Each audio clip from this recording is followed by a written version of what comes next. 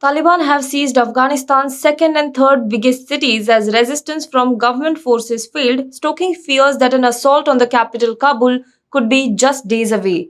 With every passing day, the important cities of Afghanistan have been falling into the hands of Taliban. A government official confirmed that Kandahar, the economic hub of the south, is now under Taliban control.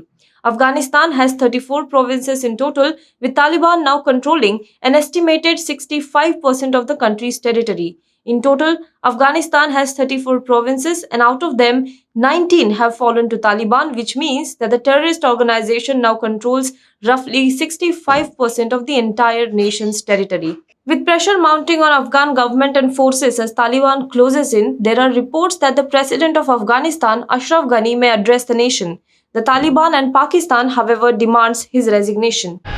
UN Secretary General has called on the Taliban to immediately halt the offensive and said that seizing power through military force is a losing proposition and can only lead to prolonged civil war and the complete isolation of the war-torn nation. Afghanistan is spinning out of control. Even for the country that has tragically known generations of conflict, Afghanistan is in the throes of yet another chaotic and desperate chapter, an incredible tragedy for its long-suffering people, the UN chief said on Friday. The Taliban has captured Herat and Kandahar, the country's second and third largest cities. As the Taliban insurgents increasingly gain ground in Afghanistan, some accounts state that 60% of the country's territory is under the terrorist organization control. There is growing concern that Kabul too could fall into the hands of the Taliban soon. The UN chief called on the Taliban to immediately halt the offensive and negotiate in good faith in the interest of Afghanistan and its people. The message from the international community to those on the warpath must be clear. Seizing power through military force is a losing proposition that can only lead to a prolonged civil war or to a complete isolation of Afghanistan. India reported 38,667 new COVID-19 cases on Saturday, with 478 people succumbing to the infection in the last 24 hours, according to the data shared by the Union Health Ministry. Total recoveries were at more than 3 crore 13 lakh 38,000 across the country, while the active case load has come down from 4 lakh. In the last 24 hours, active cases increased by only 2,446. Among all the states, Kerala reported the highest COVID-19 cases at 20,452, followed by Maharashtra with more than 6,000 cases, Tamil Nadu with more than 1,000 cases, Andhra Pradesh with more than 1,700 cases, and Karnataka with more than 1,600 cases.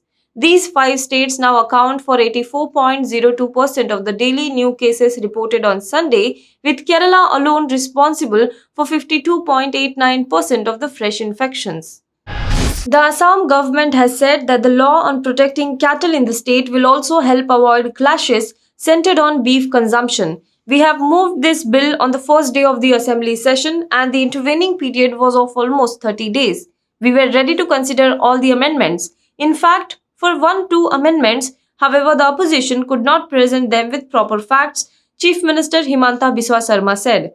Our cattle bill is nothing but improvement of the 1950s bill of the Congress party, he said. The bill is inspired by Article 48 and thoughts of Mahatma Gandhi, he said. The Assam Assembly today passed a bill to regulate the slaughter, consumption and transportation of cattle amid a walkout by the opposition parties in protest against the government's refusal to forward the legislation to a select committee. Speaker Biswajit Daimari announced the Assam Cattle Preservation Bill 2021 as passed. India on Friday described as lies Pakistan's allegations of Indian intelligence support to a deadly bus bombing in the Pakistani province of Khyber Pakhtunkhwa and said that it is an attempt to deflect global attention from its role as the epicenter of regional instability and a safe haven for proscribed terrorists. At least 13 people, including 9 Chinese engineers, were killed in the suicide attack in Dasu area of Upper Kohistan district last month, following which Pakistan had ordered an investigation into it. Addressing a press conference in Islamabad on the completion of the probe, Pakistani Foreign Minister Shah Mahmood Qureshi accused India's Research and Analysis Wing and Afghanistan's National Directorate of Security of carrying out the attack.